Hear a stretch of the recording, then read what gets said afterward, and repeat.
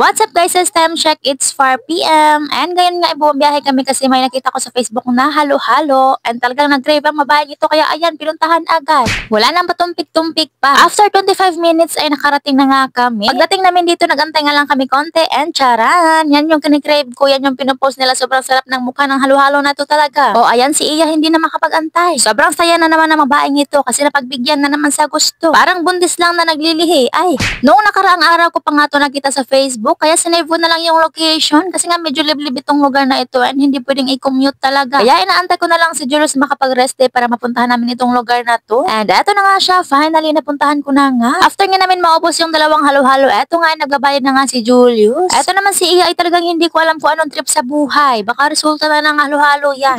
After nga makapagbayad ay umalis na nga din agad kami kasi nga baka gabihin kami. Medyo malayo pa naman tong lugar na to and medyo liblib talaga siya. And hindi na nga kami bumalik doon sa dinaanan namin kanina. Nag-shortcut nga lang kami and kita nyo naman yung daan. Talagang walang katao-tao dyan. Puro puno ng saging at mga kahoy yung nandito sa may gilid. Habang palayo ng palayo na nga kami, talagang lumiliit yung daan dito. And talagang ginagabi na kami. Grabe naman talagang nakakatakot gabihin mag-isa dito sa daan na to. Wala pa naman katao-tao dito at wala talagang mga bahay. O ayan, sige, shortcut pa more. Actually, hindi na nga namin alam kung saan na tong dinadaanan namin. Pag nawala kami, talagang kasalanan to ng halo-halo. At habang binabaybay nga namin ang kalsada na ito, meron kaming nadaanan na libingan. Tumodo na ngayon takot ko dito kaya hindi na ako nakapag-video. Dito na nga lang ulit ako nag-video nang makarating kami sa may highway. Grabe, ilang minuto talaga naming binabaybay yung daan na yun. Kasalanan talaga to ng halo-halo.